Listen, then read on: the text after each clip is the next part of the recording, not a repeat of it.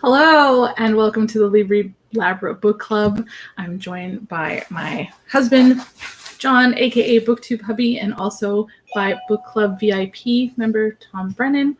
Hello. Let me pause the video over here. Okay. And really quick, just to let you guys know, if you ever want to join us on screen, on camera, in the discussion, you can do that by becoming a patron at patreon.com/Libri Labra. There are a few different perks. One is being able to nominate books in a rotation, being a member of our exclusive book club chat on Facebook, getting priority commenting on YouTube videos, an exclusive custom bookmark. There's quite a few different perks. If you're not ready to actually sign up, you're welcome to come hang out and follow and, like and chat and comment and stuff. You can follow on patreon.com/Libri Labra.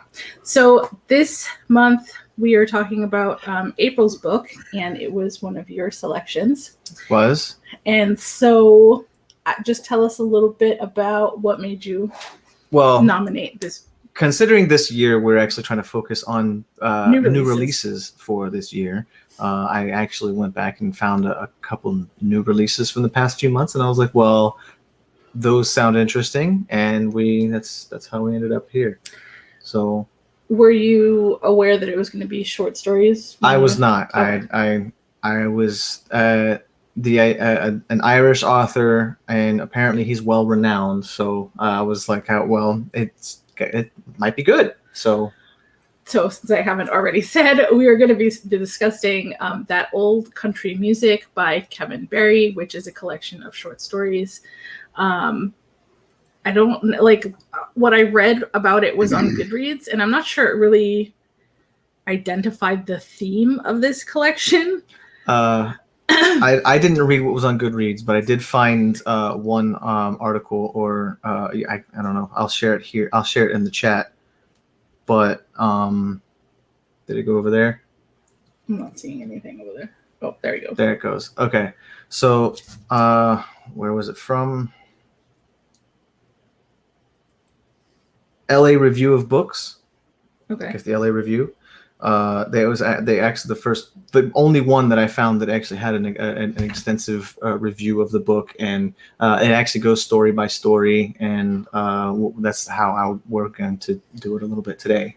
So the theme, he absolutely holds love as a theme in his book. But I really think it's not about love itself and the coming together, but I think it's trials and tribulations of it, the hard parts, right. People, or even the dark parts. The dark, some of the darkest, I guess. There are some interesting themes here, but it is centered around love. And the LA Review actually talks a pretty good bit about that. But I don't want to copy everything they did. Right. So. But we're just going to go and use them as a basis to keep up with how many, what story we're at and what's going on. Okay. Tom, would you like to start with your initial thoughts in regards to the collection? Okay. Well, I confused this author with Sebastian Barry, who I read before. But this author is new to me, as is this collection. So I didn't know what to expect, but yeah, I enjoyed it as far as one can enjoy. I think one can say that they enjoyed a collection of the subject matter that this has. So yeah. I enjoyed the writing itself. I don't know how I felt about the stories. When I was listening to the first, I don't know, they just all felt so creepy to me. As we mentioned, like kind of like the darker side of love, like some of the maybe betrayals, but also like kind of stalkerish qualities. The obsessive side. The obsessive side. Yeah, it was just I thought it was going to be like more thrillerish, so I wasn't exactly sure what to expect. And then at first I was like, well, this is fiction, right? He made all this up. But then there was parts where I was like, is this fiction? Is he like retelling, kind of like the way David Sedaris has like essays about his life? It started to feel a little bit like that in some areas. And I was like, how much of this is truth? How much of this is fiction? I don't know. But it was like unsettling, I felt like. Okay, that's an interesting, a good word to use, I guess. So what is your... My initial thoughts going in? Yeah, like, just... Of what I read. Yeah. I kind of enjoy some of the Irish literature that we've been reading as of lately. Like, it's giving an insight onto basically how they live their lives, and it's quite different. But I don't know. I wasn't it's just it's one of those. It's new experience for me. I actually absorbed it pretty quickly, but I don't think I got all the info out of it though. Do you feel like it like met or fell short or exceeded your expectations? I had no expectations going in. I had no idea what we were getting into, okay. And I like those. I like these. I mean, I like usually going in those blind. are great experiences when you have no expectations. I agree. Yep. So in the first story, Go ahead. So, the Coast of Leitrim, is that? The Coast of Leitrim, yes. The protagonist, Seamus, struggles to escape his mundane, directionless life for something more passionate and fulfilling, and ends up his focus becoming Catherine. Right. So... And then I guess here's what just like set me off on that path of feeling like, what's happening here? The way he's watching her and observing her and reflecting on her does feel stalkerish and obsessive. Mm-hmm. And like the end of that story kind of caught me off guard, because I think as I was reading the whole thing, it felt like a lot of the relationship was in his head. Mm-hmm. But the way it ended contradicts that.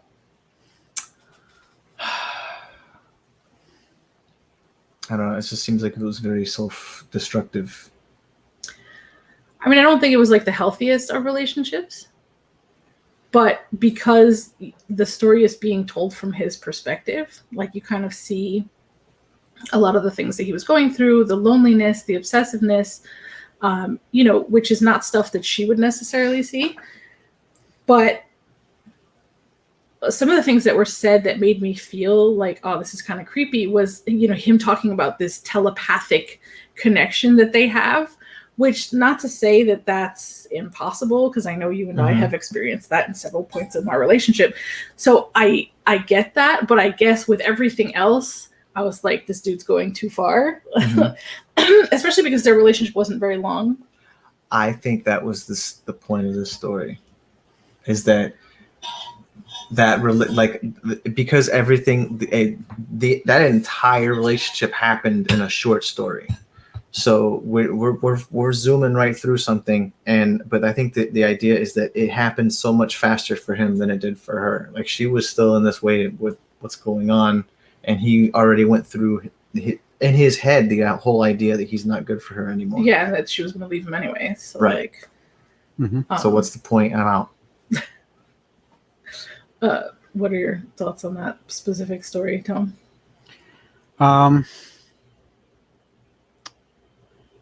I mean, it's like the dog catching the car. It's like, well, now what? Oh, I want this, and I want this, and then you get it, and it's like, well, no. Now all of a sudden you're not worthy of it. It's the whole psychology here. It's not something to chase anymore. Yeah, it's not something to chase anymore. You have it. But that's that old Star Trek quote. Sometimes it's better to have to want. Or I forget the quote. I'm sure several changes. Spock says about having and wanting, about it being illogical, but it's often true. Right. That the wanting is better than the having. It may be illogical, but it's often true. Because the wanting's easy, and then the having, now you have to have a relationship. You have to be engaged and everything else. So, and when push came to shove, it was not that he was flawed, but with people, they have insecurities and they come to the play, and there was a book that I just read recently. I can't say what it was because I don't want to spoil it, which had exactly the same plot point. Oh, I want you. Now I have you. Oh, now I'm not worthy of you. It's like, oh, come on, really? So. But, and maybe I'm mistaken, but it seems like he, because he had all these insecurities and whatever, he essentially pushed her away because he was like, you're going to leave me anyway. So just. Yeah. First strike, I'll just make it a relationship untenable for you so that I don't have to leave. You'll leave me, but I won't give you any choice in the matter, essentially. But it's not my fault.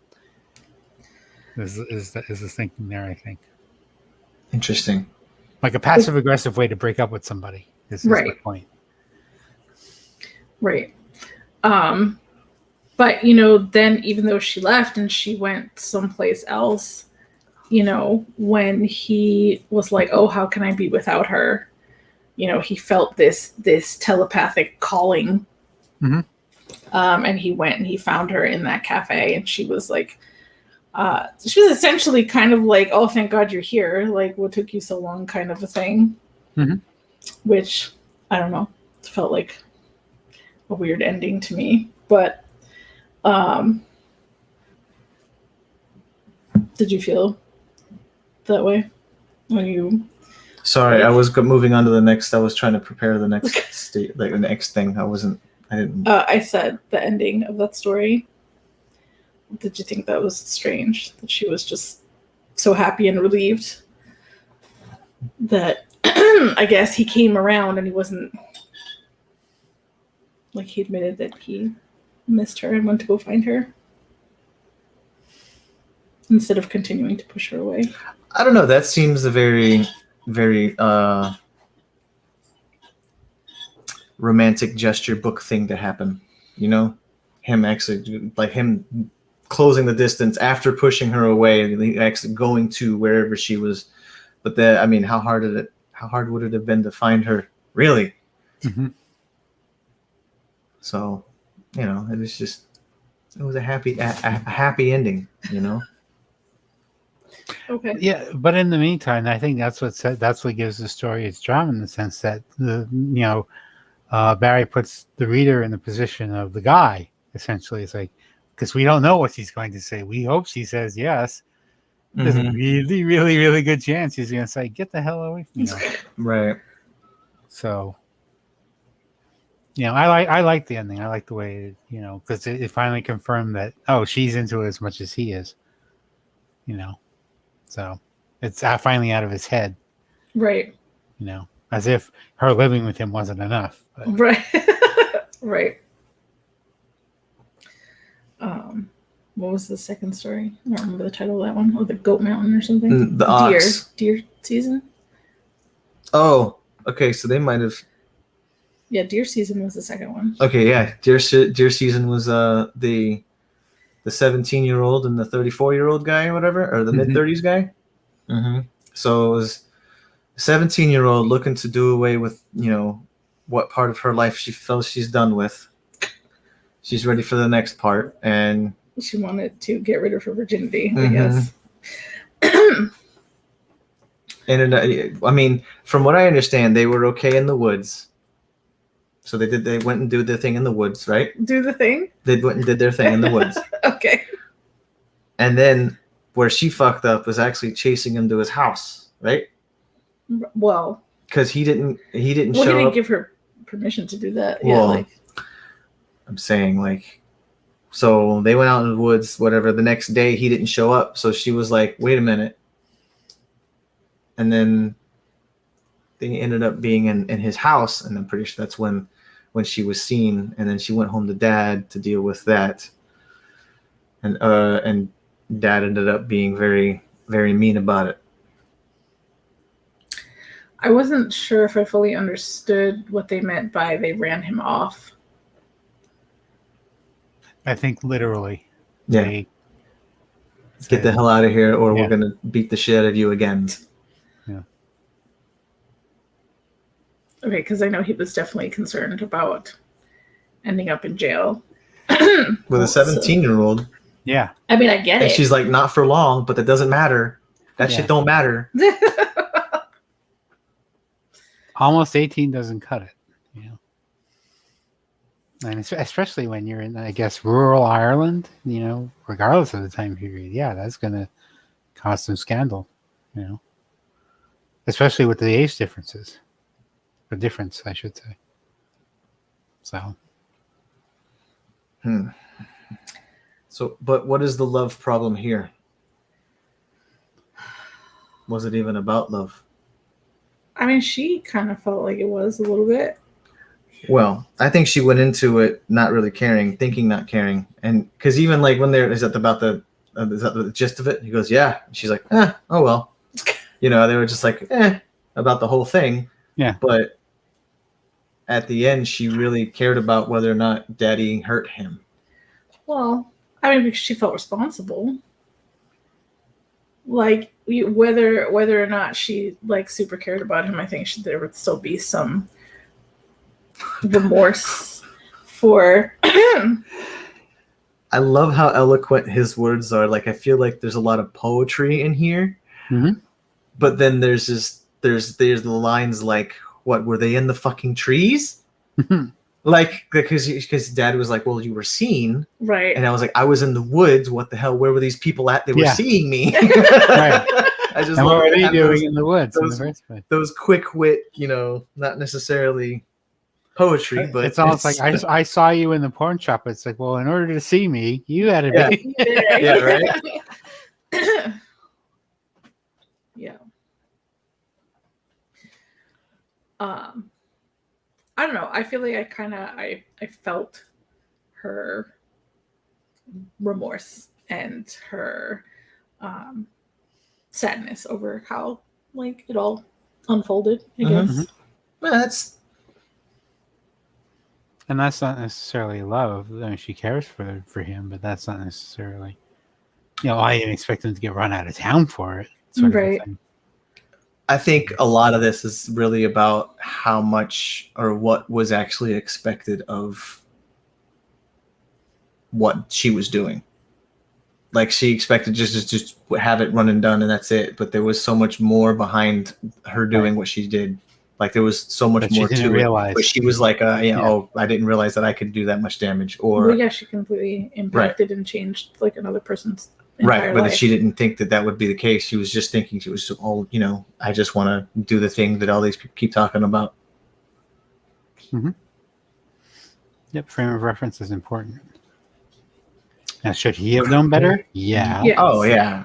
We even heard his side of the. He was like, "Well, this is stupid, but I've been alone for so long." Or that's another thing. I really think that this book is really about love. I think it's about loneliness. Yes, it is. I think it's about the opposite end of it, like the what loneliness does to people. Like what changes and what actually makes them do the things they do. Like even just out of being that alone. Right. So. Notice, do you want that person or do you want that person because they're available? Like, you know, love the one or love the one you're with, sort of a thing. You know, just because they happen to be available doesn't mean, you know. It's a good idea. It's a good idea, yeah. And it's almost like it didn't seem like a good idea at the time, rather than, oh, well, you're available, I'm available, let's do this. And they did. And, okay. Well, that was underwhelming, you know. And then ramifications, right? Yeah, then ramifications. Yeah, not realizing. And then using the term underwhelming, that's just upsetting.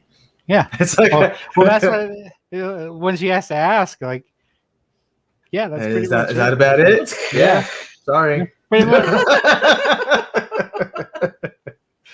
Don't let the door hit you in the ass on the way, you know, that sort of a thing. So. But yeah, I think that, you know, the loneliness plays a part in it. The setting plays a part because I think all the stories are like in February or like, you know, it's like the tail end of winter. Yeah, right before spring. You know, so you know, if it was spring, I would kind of explain more her thing, and I would get that she's turning, you know, 18 soon, and there's that, but I don't know. It doesn't say so in the story, but you know, and young people don't think about mortality, but maybe it was partly that too. You know, the act of procreation that, you know, to engage in that sort of thing for the first time. Not for that, but for the pleasure of it. And even that was like, you know. So. I definitely don't think I fully understood the story after that, which was I feel like it was might have been the longest one. The Ox Mountain Death Song? Yes. Okay. Which was that? Ox Mountain Death centers on a detective's pursuit of a heartless criminal Canavan. Oh, Canavan, yes. I love that story. Who had been planting babies all over the Ox Mountains since he was 17 years old. And she actually messaged me when she came across that statement. No, you called me, didn't you? I did call you because I was like, "What is planting baby?" Like, I didn't think of it how it was meant. I was thinking, is he burying babies everywhere? You did read the story before. He is in wombs. Yes. Yes. Yeah. Yeah. You did read the story before, right? Yeah. Yes. Good. So, continue. Okay. Now, I didn't look up the word Canavan, but she did. Did you? No, I did not. Did you happen to check it out? Okay, apparently it's more than a name. Okay. I was reading that it was like some kind of neurological disease. So, which is like also genetic. So not only was he planting babies, but he was spreading that genetic anomaly around. I mean, I don't think. Well, I think, is that what that says? I'm wondering if it's connected. Well, the author does make the point of saying that his knack with the women and such is inherited, you know, and that was one of the points of the story. Because it seems to me like in this county or in this place, there's always going to be Canavan, you know, being the rake and the criminal, and there's always going to be the Sergeant Brown who goes after him and you know, either puts him away or does away with him. Right. You know, and it's just a cycle that repletes. So it's just like a last name. Okay. Family. So yeah, a family of cops and a family of criminals always working against each other, and you know, okay. Good and evil, you know, yin yang, you know. Yeah, spy versus spy. Yep. So that's interesting. But the idea that he's actually having to run, he's chasing this guy around to get rid of him. I was actually thinking that he was, unless that's later. Does he actually focus on getting rid of all the kids too? I don't think so. Because that was been an interesting. He's actually going around just. He wouldn't have enough time to do that. If he's planning that many babies, no. There was some weirdness at the end of the story, though, in regards to the cop's reflection after what happened. You know, I realized I never mentioned that we were jumping into spoilers, but you know, we've been here. Sorry about that. Consider it story for story. I didn't think it was. We're going to spoil everything right off the bat. So, edit that in post. Yeah. I'm trying to think of what it was that he said that was really weird. Yeah, we can change the recording. Yeah. You can keep talking while I look for it.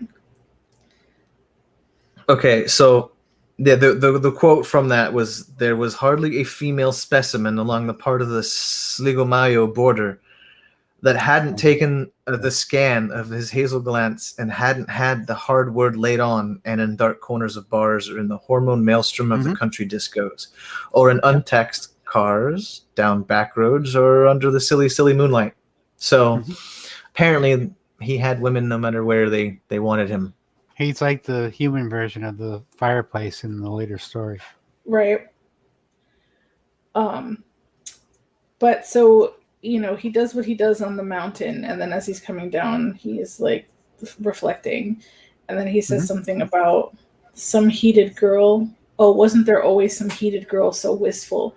Listen, the tinkled chime of her laugh against the mountain black as she feigned outrage at a dropped hand, and now, listen, the tiniest brushing of the air as her eyelashes close and bring down the darkness, the falling in love all over again. I didn't understand that.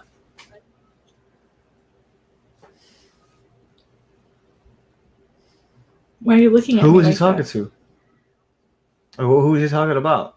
I don't know. That's why I didn't understand the last paragraph. This is after he'd like pushed the dude off the thing.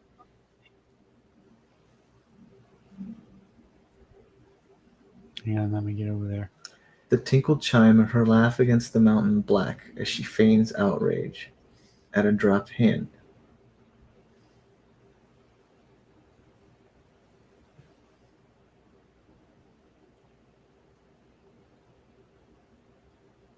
Hmm.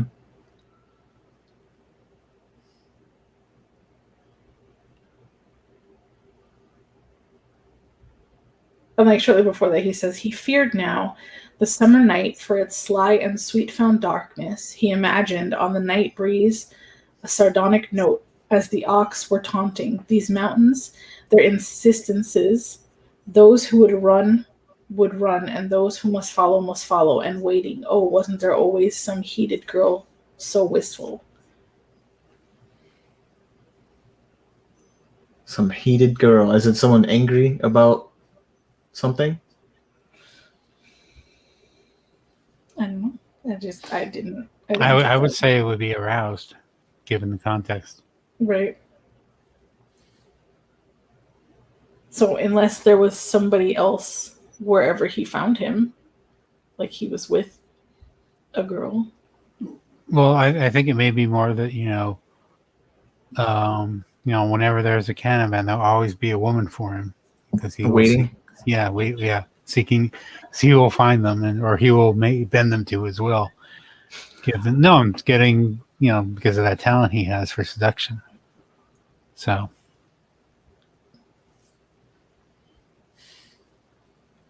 The tinkled chime of her laugh against the mountain black as she feigns outrage at a dropped hand. And now, listen. The tiniest brushings of the air of her eyelashes closed bring down the darkness, the falling in love all over again.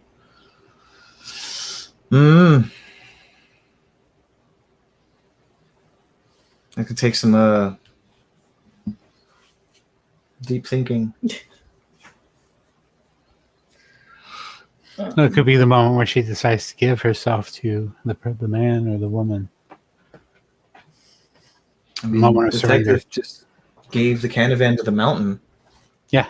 So that wouldn't happen anymore. But in the previous paragraph, it's like, well, there's going to be another one sometime. Oh, the girl that was around there waiting for him. I Yes. see. Okay, I see what you're saying.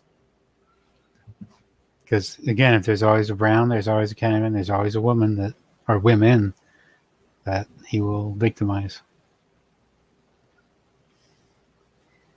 And so old stock is the next one. Well, the travails of the oversexed male crescends. It has a crescendo in Old Stock, in which a nephew travels to attend to the failing health and property of his scoundrel Uncle Aldo. Uncle Aldo, yeah. This is the one with the fireplace, right? Yes. Okay. Yes, with the house and the fireplace. Yeah, because he tells him, just as he's on his way out, he tells him that the house has always attracted women. In my own unreliable ways, I was precisely in the line of Aldo's stock, my reckless, green-eyed uncle who had broken the hearts of nuns, blind girls, and stabbed friends in the shoulders if he missed their backs, and propositioned my mother in the scullery of an Easter Sunday morning. Mm-hmm. So Uncle Aldo also was a rake like the caravan, yeah. Yeah. So, but I think I think they're related, I believe. Because, let's see. We definitely don't have any happily ever afters in this. Well, the first one is. Well, the first one. Oh, that well, was yeah, the yeah. only one you get. That was it. Yeah, actually, okay. It didn't. It wasn't going to happen, and then it did. Okay. Yeah. All right. So this doesn't actually delve into the story itself. It's just showing that story actually comes to an end at Aldo's place, but that's not. I'm not sure that's 100% accurate. Well, go ahead. I was just going to say that again, it's a passing down of the role. When Aldo dies, his nephew now takes over. He becomes Aldo. That's the curse is passed. Curse is passed. Yeah. Yeah. This was on the previous story of hereditary roles. Yeah. this is the way your life is going to turn out based on because this is what your past was, sort of a thing. I thought in this story specifically, it was interesting how he acknowledged how suave and easy things went down in the house versus Anywhere outside. Yeah. And then the awkwardness of some of the things he was saying on his date, I guess. Yes. Which Away sent from her away flew- from the house. Yeah. Yeah. That was good. But it sounded like, you know, he was kind of settling in, and then he was like, no, F this. And didn't he just pull the house apart and sell it? Is that what he did? I actually don't remember the ending of this. I remember the elder passing, but I don't remember what he. I don't know. I didn't know there was more afterwards. Well, but he took some important parts of the house with him. I thought. Oh, I thought he sold them. No, I think he took some parts of it with him. Yeah. I mean, the important parts was probably he took the curse with him anyway. Yeah. Well, he mentioned the fireplace. I swore he said that he looked for places in the area that he could get money for it. Oh, maybe that's why he took it, not to keep it, but to sell it. That's right. Yeah. So, I don't know. I don't know why the house or the fireplace, or maybe it was just the lighting that flattered things. Mm. I mean, light by fire always does make it look better. Would he offer her a blue cheese sandwich? A who? A blue cheese sandwich. No. What? I would never have blue cheese in my house. Well, yeah, but I'm saying that's what he offered her, wasn't it? Well, that apparently was the thing, I suppose. You know, because is that the house? Blue cheese from the market. It was the best blue cheese. You know, there you go. Yeah. There's the cheese. No. Yeah, it says here, I bought a small van and loaded it. I took the antique bedstead, the flagstones I had managed to pry loose, the fireplace around, the crockery, anything that wasn't nailed down. Then he aimed for Francis Street in Dublin and the antique places there. So, yeah, he took at least part of it. I don't know. I still believe that's how you end up taking a curse with you. Doesn't matter what it is, and if you take something with you, it's gonna attach itself. Well, yeah, but if he sells it, then wouldn't the people who buy it get pieces of the curse? Yeah, but you know, maybe it has to be the whole thing. All the pieces have to be there. Right. You know, even the blue cheese apparently. It doesn't work without the blue cheese. Oh no. I need a huge wheel of blue cheese. You're never going to eat that much cheese. Oh, trust me, I will. No. It's not for me. It's all right, I got this. Don't worry about it. Yeah. It's not for me. Oh, this one messed me up. Toronto and the State of Grace is the next story. I didn't even know what was happening at all. That was very confusing. Oh, so the folk song one? No, this is you have Tony and his mom go into a bar. Oh, this one, Alan's the bar. Empire Builder. Yeah, Mm-hmm. yeah, and I would never be able to ever be brave enough to try the Empire Builder, just as a personal note. But I mean, good on them for going for it.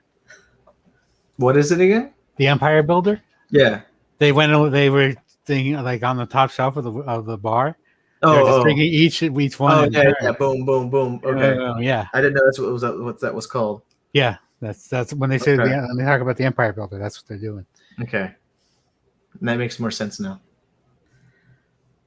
But they seemed like they had some screws loose before they even started. Let me not to say too much about my family bad, but my uncle lived with my mother until he was 40 something. And they were pretty close, shall we say? Not that. I mean, I hope not. God, but I mean, no, but not in a physical way. You should not spend that much time with your mother, and I think this is what Tony's issue is. Some people do. Some people. So right, and then you don't have anybody else, so you live with mom for the and where are you gonna go if you never find a wife? Yeah, in the sense that, it's not necessarily your relationship, it's the person you live with. You become like them. Yeah. But obviously they may not have been all there. They were kind of oldish a little bit, Mhm. but also, despite them being drunk, it just sounded like they were two people in their own heads having two completely separate discussions at the same time. Mhm. And then it also sounded like they were performing for the whole empty bar. Yes, correct. Mhm. They normally do perform for everybody in the bar, but there was nobody there, and all Alan wanted to do was go home. Yeah. So he was there just every time they would come in, he would actually try to break in and be like, ugh. Like this would be a really good story to play out like in the physical world, like to actually see. You do improv. Because- There you go. What? You do improv. Go for it. Yeah, I'm not. No. I don't think I could portray Tony's mom. Was it Hannah? What is her You name? did the bar- Well, I didn't say Hannah. You can be the bartender if you want. Yeah, But he's always trying to cut him off to be like, all right, guys, yeah, it's time to go. Yeah, but Folks, I mean, really. by the same token, though, it's like a car wreck, and it's like or a slow motion train wreck. You just have to see how it plays out. It's like, oh God, where's this going? Yeah. I mean, good, bad, or indifferent, they are characters. I mean, that's Yeah. No, is But- it because go ahead. How, as a person, as a human, as a single human being walking Mhm. into a bar, how is it you tell the barman of how you were conceived right off the bat? Some people do. No, I just do you not know any people who don't have filters? The people who share, who are like TMI. Oh my Yeah. God. Okay. See. Okay. Now it all makes sense. You're like, Can you believe it? My dad just took my mom in the back on the docks. yeah. What? I don't know why I didn't even know that. Like, I don't know how I was conceived. I've never Right, had that exactly. conversation. Yeah, I didn't. My mom and dad didn't tell me that story. Like, why would I want? Why would you want to know? But Well, again, it some sounds people like do. they both like just talk out loud and just spew Yeah. stuff. So that's probably what it is. They have no filter. And there are people like that in this world. I mean, that's they happen to be two of them. But again, going back to the loneliness aspect, though they were the only two people that they had each other, and that was it. Which makes the ending more poignant, when they show the son in the ambulance as they drive away. Oh my God. Yeah, because he was.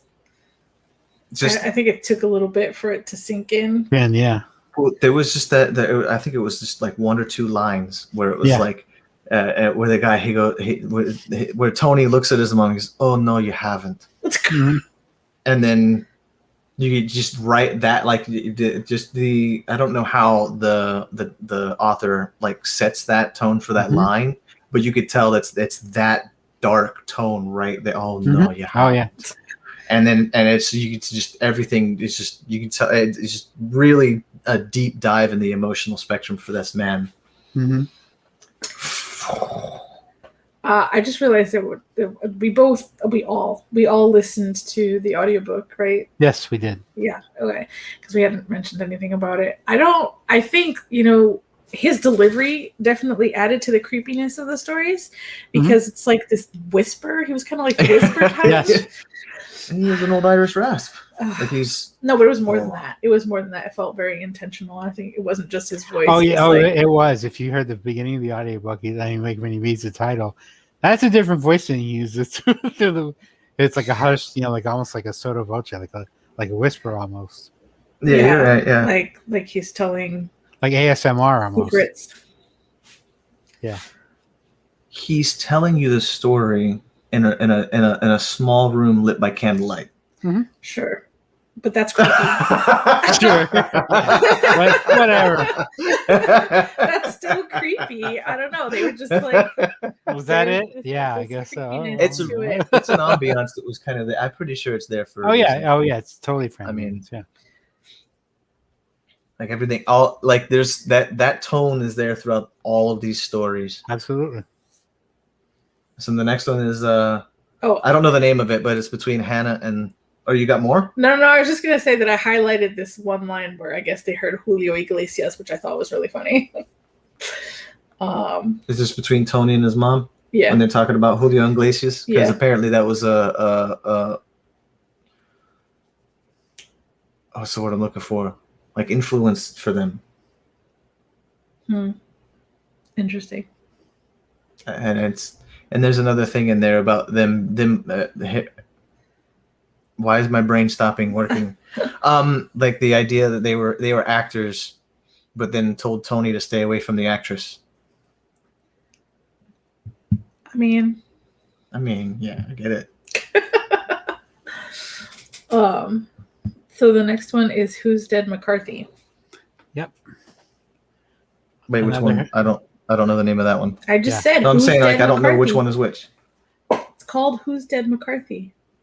Oh, You should know this one dead? from the title. Yeah, okay, I know, yeah. seriously. Okay. Who's dead? I like the title because it's there's two plays. There's like a play on words because of the whole story.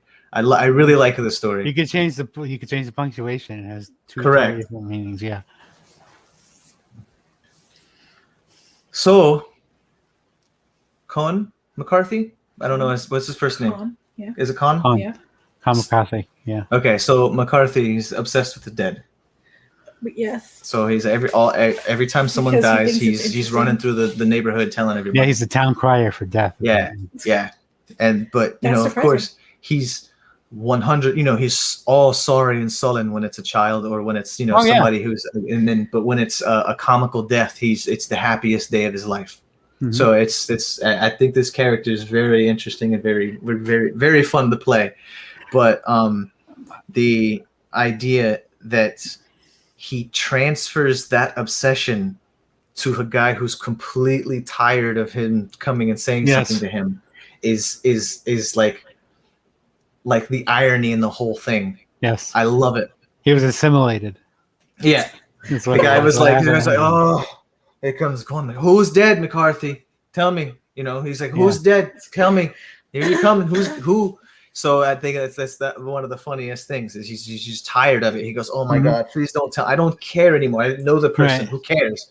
Right. And he apparently, Colin acts like he knew every single person he's talking about.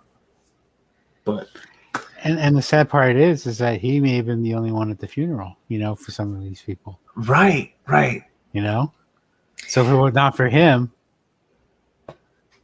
going back to the theme of loneliness, Khan clearly doesn't have anybody in his life, and this is his life. This is his obsession. Which is kind of sad, but it's also kind of not nice. But he's performing a useful function. I feel like there's a lot of examples in society in regards to how people show more interest after someone's dead. Like artists, there's a lot of artists whose artwork became much more valuable, after they passed away. And I can think of plenty of celebrities who I didn't really follow, didn't know much about, but I just became obsessed with after they were gone and learning things about them. And so I have no doubt he probably did the same things, which is why he felt connected to them afterwards. Interesting. I like it. So, Robin Williams was someone like that for me. I had no idea that he was such a gamer. I had no idea he had named his daughter after a video game. All those, all those things were things that I learned, unfortunately, after he passed away, and I was fascinated by who he was. And I adored that man before he passed away. And I tried. I was like, everybody's like, dude, Robin Williams is brilliant. He's a genius. Why aren't you guys don't understand what this guy is? But so I can kind of see Khan's fascination because he said, I think it's interesting. I mean, it's also interesting that, there's so many different ways someone can die, right? They can die in these ridiculous accidents that it's just how is that death not specifically for you? Yeah. How could that have happened? Never in a million years would that have happened. And yet, that's how that person went out. And I think you may have been talking a little bit about this before because you were talking about deja vu, but I had read a book where it mentions that before we come to Earth, kind of in our spiritual form, that we write out a plan, and we put little goalposts in this plan, and those goalposts are what we experience as deja vu. Hmm. And those, it's just there to tell you you're on the right path. You've hit the next goalpost. But in the process of planning out your life, you also plan out your death. And so that's something that we decide before we come to Earth. So Interesting. And so that's what I think about whenever I think about these deaths. That it's like, how in the world did those things align for that death to happen? And it just seems so like it had to be on purpose. You know what I mean? Yeah. Sure. So I shouldn't be fearing a heart attack so hard. Okay. Yeah, we don't know the hour, the time, the day, or the hour of our passing, and that's probably for the best. Because we read a book like that once, if you recall. Desirai's book, the one where they knew the 4 kids. Oh yeah. I can't remember the name of it. I know I can't remember the name either. The Immortalists. The Immortalists, yes. Oh yeah. We saw how that turned out. Yeah. Interestingly, the next story here is Roma Kid. But before we continue with that, though, I think McCarthy says he's just wondering at the wonderment of life rather than taking joy in the death. It's just like, right. I didn't believe it, you know? Yeah. Yeah. I mean, unfortunately for him, because there was no one around like him, really, because there was no fanfare. Like, he just died, and it was just nothing happened because there was nobody to announce it to everybody. I know that one guy kind of started. Well, that's why I'm pretty sure that's exactly what caused him to do it. Is because he realized that, oh, poor McCarthy, is nobody going to tell him that he's dead. Right. Nobody's going to tell anybody that he's dead. Oh, did you hear? Yeah. So exactly. But it's just how it's set up for him to just like, oh, hey, did you hear about poor McCarthy? Yeah. And he kind of says it in such a, it was like, oh, I guess it's my turn. Because if he didn't, though, nobody else would, and that now leaves a void for him, and he can't take that, so he must take up the reins, I guess. There's a few themes we could see here. It's just pretty much handing off a curse to somebody else. Inheritance. Yeah, it's all about inheritance and mortality. A lot of it, to me, anyway. Tradition too. But go ahead. Sorry, Desiree. I'm not sure I fully understood this one. I'm overheating and I'm getting a headache really fast. I'll be right back. Get some water. Yeah. Oh, Roma Kid. Please continue. I'll step in when I get back. All right.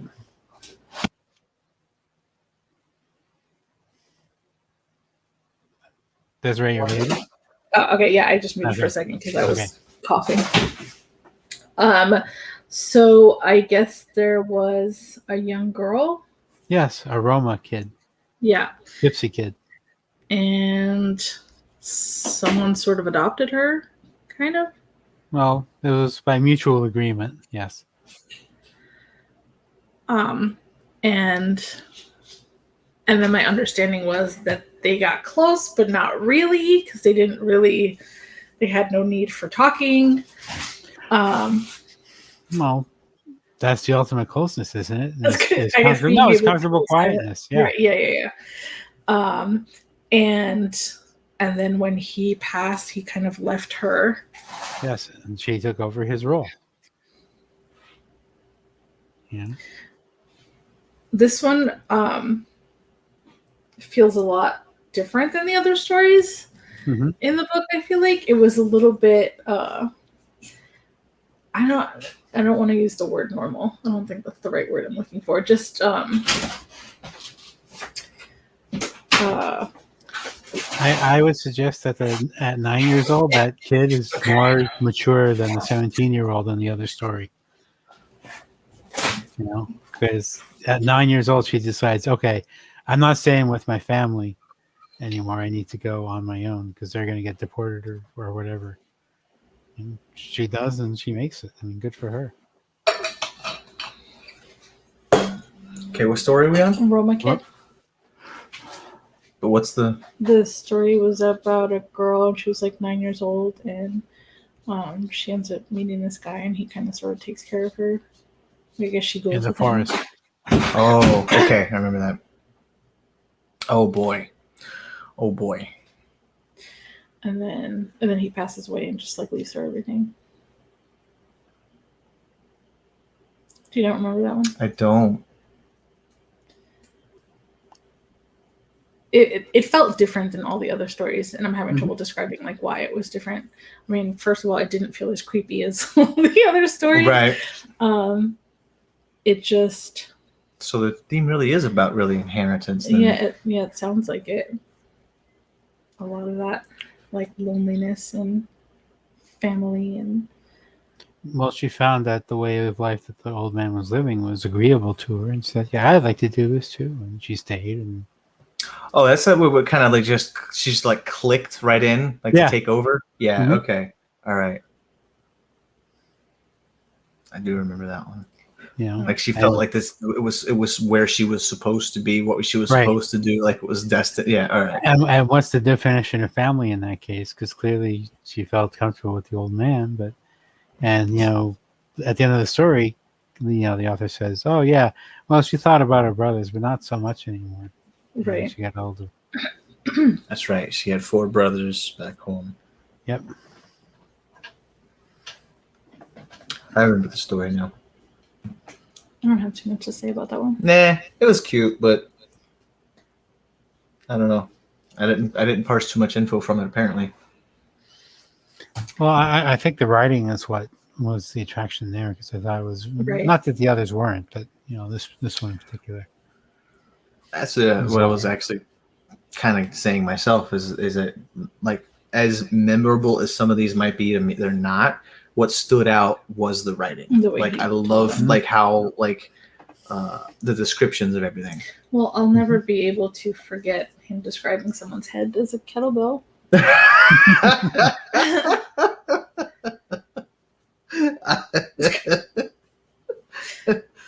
Yeah, and it's just funny because he was describing an imaginary person. It wasn't even like somebody that actually existed. He's like, he's probably some dude with a head like a 30 kilo kettlebell. So the next one is Extremadura until night falls. I've asked before why he named this that old country music. Mm-hmm.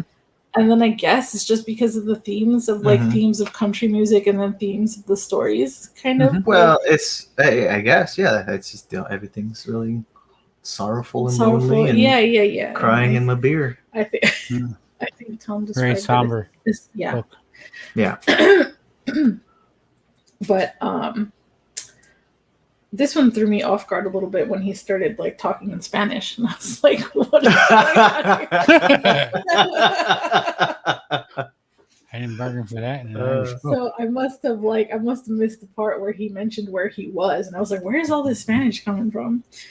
But I don't know what was next, but what's the story about? so I looked up Extremadura, and I guess it's like some kind of autonomous community somewhere. I don't remember exactly where it is.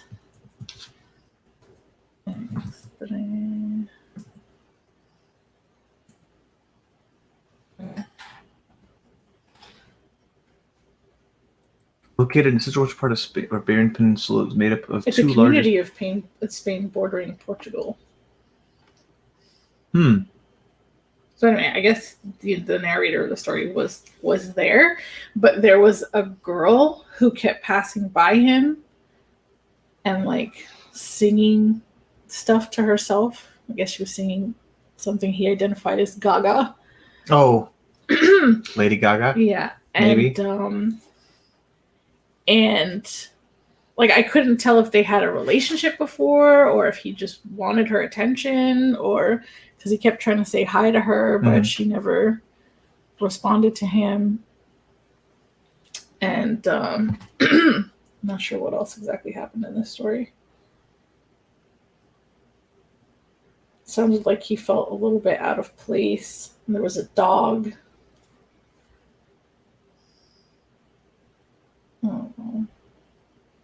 There was a dog. Yeah, there was a dog. There's a motorcycle.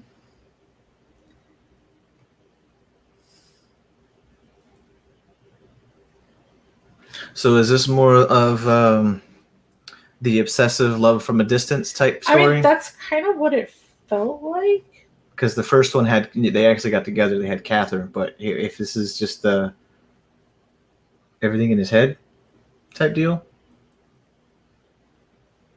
It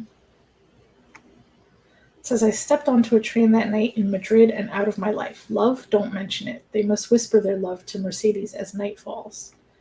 A hand cupped neatly to the shape of her groin. The question mark of it. The old man gets up from the bench and walks like a clockwork scarecrow by the side of the road. I stand against to stretch out my bones. If I look hard enough, I'd find a cafe open someplace among the white-walled streets and hidden turns. And then he says, I rise onto the tips of my toes and look along the darkening sky and road, and here she comes again, Mercedes. But still she jaws vaguely on her song, Buenas tardes. So for whatever reason, she wasn't, like, acknowledging him. Right. Which I don't know what but, like, the ending of it sounds like he's heartbroken. I couldn't tell if he was, like, heartbroken just because of that situation, or he was already heartbroken and that just further put him in a state. It could be both. Could be one or the other. But yeah, I do remember the and him finding out her name through other means too. So yeah, it's definitely obsessive love from afar.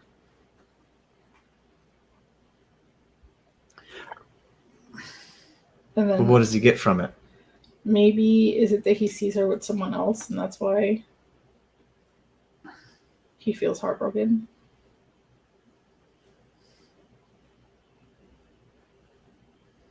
Do you remember this one, Tom? The Extremadura? Mm-hmm. Vaguely, unfortunately. Yeah, mine's pretty vague for me too. It almost sounds like he had a relationship with this woman before, and now he's in the place where they have that relationship, and he could see her everywhere they went, sort of a thing, and that just brings back the memories and the heartbreak. Right. I've not drank her out of my mind, but I still have this broken heart. Mm-hmm. It's the only thing he's holding on to. No more memories of his past. He's still holding on to that broken heart. Mm-hmm. And drinking his problems away. Good country song. I don't know if this is the last one. I don't think so. I don't think no, so. It's not. No. The one right after that. No, there's two more. So the one right after that is that old country music, which you're going to have to explain that one to me. Which one is it? This is the one with like... is it the robbery? Yeah, okay, so we have Hannah at 17, and then we have Satanta. Satanta, yeah.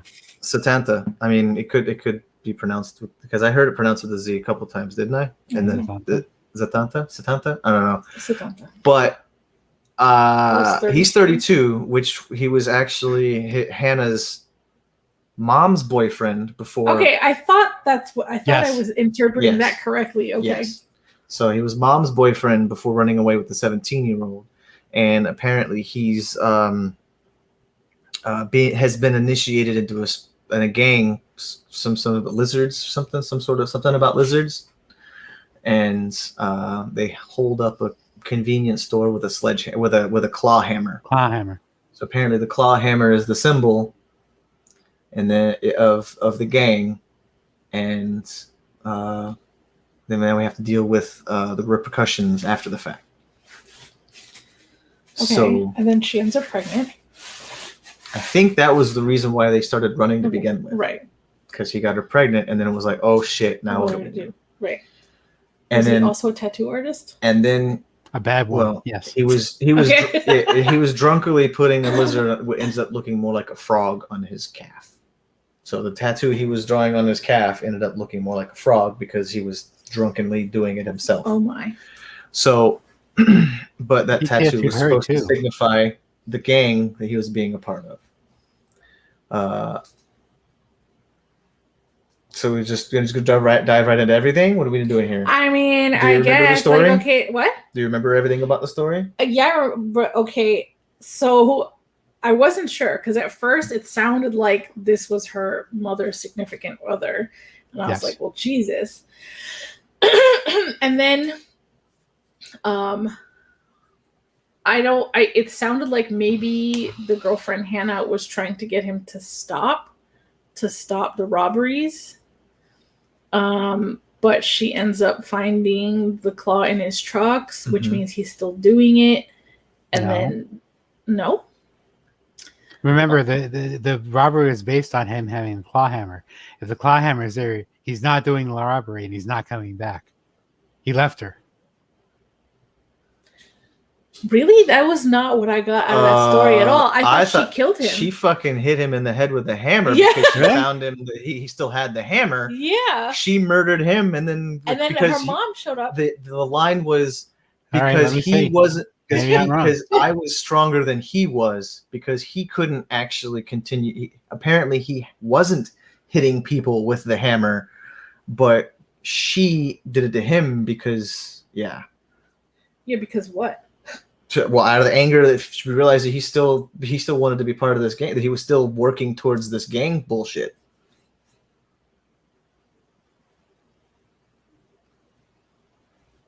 And then she left him in his car. She just cried on like on the back of the car or something. Okay.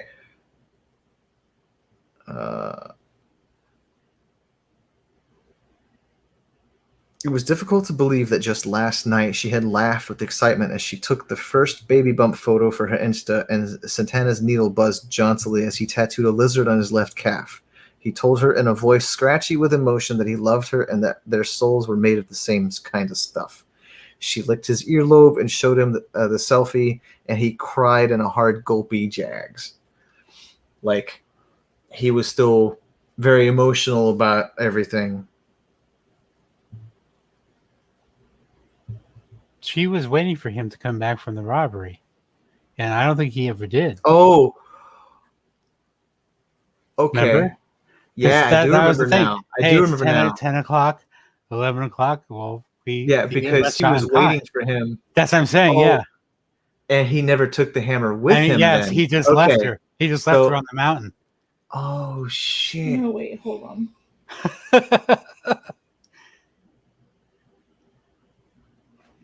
And it does talk about her swinging the hammer hard enough to hit him, but he's not there. And right. That's just what she would have done if he was there, but he's not.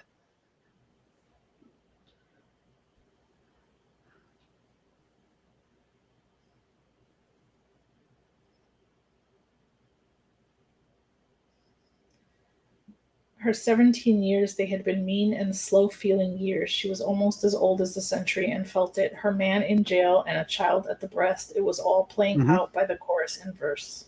Okay, so he got caught. No, he didn't get caught. He never did it. He just left her there. Oh. Because he didn't take the claw hammer. Because the point of the crime was to do it with the claw hammer. He never took the claw hammer. He just left her there on the mountain. But I do recall there was something about his weakness, or whether the fact that like he messed something up, like he messed up. So he's. I didn't think he left. I think he got caught. I thought something bad happened, or he got killed or caught. Okay. She swung it hard and precisely to extract the eyes from the brute, lying face of Santata Brahmo, that the sockets might dangle and his lively tongue loll. She hadn't the strength to climb back in the van. She sat on the ground on the pine kernels and cried for a short while. A few months ago, she had been skin and flint and edges and points. She had been hard, but now she was softened and plush like a lazy old cat. It was foreign to her. She felt slowed and mawkish with it. He had softened her merely with glances, his touches and words. More than softened, she had been opened. Mm-hmm. On the mountain time loosened, unspooled, the fields blinked, the gorse whispered. Morning? It must have been coming by now for noon. Yeah. And then I guess that's when she saw her mom's car. Yeah, because that was the point. Because she was waiting for the sound of the motorcycle, and it never came. And then when you do hear the sound of the motor, oh, you think that's it? No, it's her mother. That's crazy. So in the end, he leaves both of them Yes. with another child. Mm-hmm. The mother seems overly sympathetic, I feel like. I don't know. She says, "Oh, you poor fool," she said. "Oh, you poor sweet fucking fool." Like, I don't know. Because she already dealt with it. Yeah. She already knew that he was going to fucking leave. Like mother, like daughter. I mean, He's like, I learned this lesson already. Yeah. You poor idiot. Yep. Well, maybe not, because she chose a man that, oh, hey, there's your daughter. I'll go after her, Yeah. So is the lesson really learned there? I don't know. So. And then the last one is Rocky in the Bug House. Retka. Redka. Yeah. Yeah. The Bug House. Is that what you think it is? The insane asylum? The insane asylum? Is it a bug house? Is that what a bug house is? I don't know what a bug house is. I think, yeah, it says, while on the island, Retka had a breakdown and was committed to the psychiatric hospital at Malinoslaw, back on the mainland. So, yes, it is. And it sounds like he's getting therapy or being evaluated or both. Apparently, bug house is a chess term.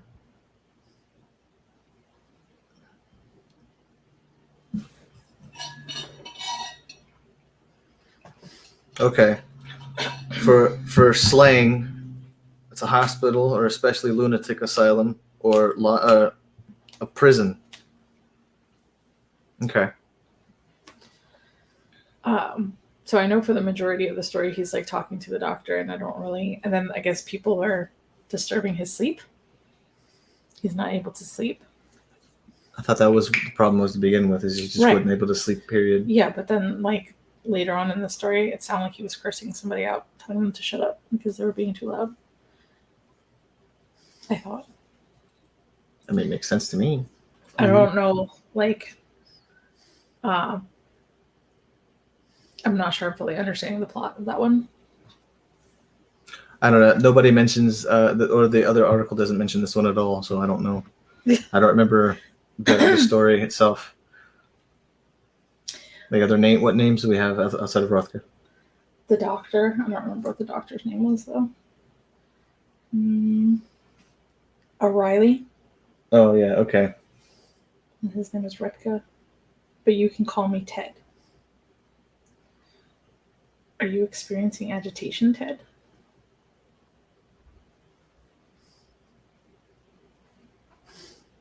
And so most of it just feels like a conversation between them. Oh, what was it that he was writing? Because he said it was poetry. Ted's like, no, it's not. Maybe that's how you describe this. I don't know. There was like so much of this that had to do with like a writer that it feels strange. Like just wondering what experiences the writer has had. Quite a bit, it sounds like. So I don't know if this was like the most interesting one to leave it off on. Well, I got the impression he's, since you mentioned Rowan Williams, he sounds like a man whose mind is going constantly, all the time, and as a result, he has to write to get the words out of his head. Like that's like with the last scene. You could see him tracing letters on the thing, like he's actually writing. Sheet. Yeah. Yeah. Yeah. He's trying to go to sleep, lay down, and he's writing with his fingers on the sheet. Mm-hmm. Interesting. I wonder if that can actually be used in like a practical application for some people. I mean, you have your Contico. And just doing this is enough for a lot of people. Mm-hmm. Just to release anxiety or tension and stress. Oh yeah, they have the, fidget spinners and things. Yeah, fidget spinners, and the hell was the one? Something Mutiny. The commander had those things that he would always carry. But anyway, I think it was a fidget spinner, wasn't it? no, this story predates fidget spinners. I don't remember. What are you talking about? Like a top? Like a No. God, what the hell is it? Something Mutiny? No, not Mutiny on the. Maybe it was Mutiny on the Bounty. But the commanding officer, I remember, had something like that where, or the Kane Mutiny. I can't remember. No. You hold it in the center. Yeah. and you I spin know it. what a fidget. I know what a fidget spinner is. I'm saying what he's talking about. No, but like it's like a couple of balls that you would flip in your hands, and I can't remember. What Oh. Yeah. I don't know what those are called. Yeah. So anyway, Final thoughts? I'll let you go last. Final thoughts. wow. Okay. Boom. Final thoughts from. Well, I think it's obviously it's a question that bears rethinking and probably rereading to pick up stuff you didn't get around the first go around. But it's very well written, very well narrated, very how should I put this? Somber, depressing, kind of, but yeah. The characters, a lot of the narrators seem depressed. Well, I think lonely more so than depressed, because loneliness makes you do weird things apparently. And again, like in some of the stories, you have a goal, but you don't realize the costs that are accrue with your attaining that goal. So whether that's a product of maturity or something else, but no, I thought they were very well done. So I'm glad we read it. I wasn't sure how I felt about them prior to the discussion. I know that I appreciated the writing. I can see he is a great writer, and then culturally, the way some of the things are described is always interesting. But I think I feel like I enjoyed the stories a little bit more now after discussing them. Mm-hmm. I don't know if that necessarily changes my rating. Maybe it does. What did you say you gave it? I didn't know we were doing ratings. We usually do that with our final thoughts. Yeah. All right, then in that case, I would give it 3.5, rounded down to a 3. Oh, we pulled it back. He's like, yeah. I think if I read it again and I could, if I wasn't reading for plot and more for ambiance, I would give it a 4. But as of right now, it would be a 3. So. Okay. Anyways, go ahead, Desirai. I don't know.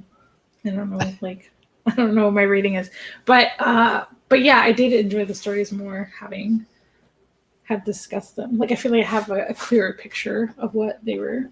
They're not so creepy. Well, they're still creepy. No, they're still creepy. Still, a lot of them are kind of messed up. But I think. Oh, do you have a favorite story, Tom? If you were to pick one. Wow. It would be either the Mccarthy one, or let's see, where is it here? Is it Old Stock? Yeah, the one with the caravan. I would say that my favorite was the McCarthy one.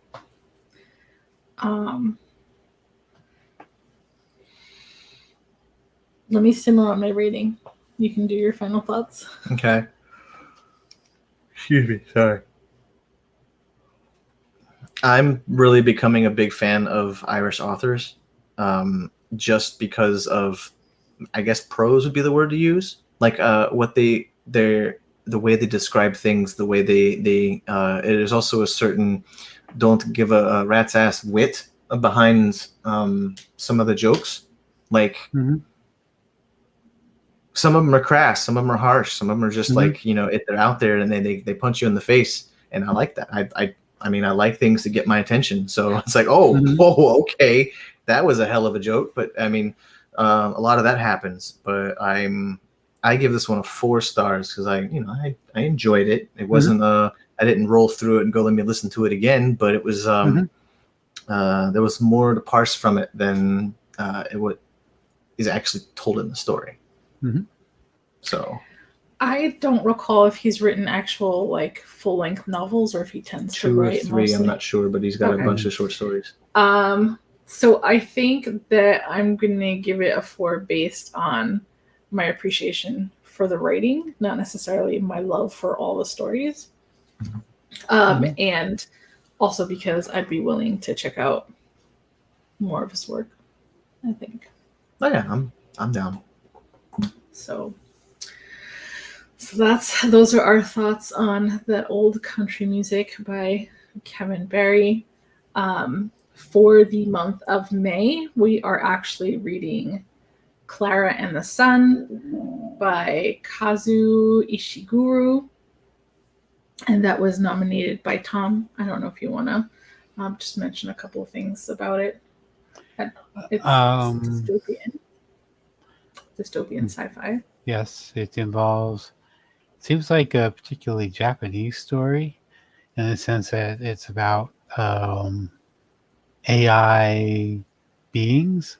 Like, I don't want to say robots because that's not quite what they are. Artificial friend is what I'm seeing artificial. here. Yeah, artificial friend is the best way to put it. And the story opens with them in a department store on sale, apparently. Okay. So that is what we're reading for the month of May. We do have a poll going right now. I don't think it's closed yet, but there's no clear winner for June yet, so that's going to be interesting. You guys want to help us vote on the next book for this month? It's a Goodreads. For June. The book for June. Is it for June? Yes. For this next month. The next month. All right. Well, if you've made it if you've made it this far, thank you. Hope you enjoyed the discussion. Please feel free to share your thoughts in the comments below. And once again, don't forget to check out patreon.com/Libri Labra. Thank you for joining me. Thank you join for us joining again. us. See you next time. Bye.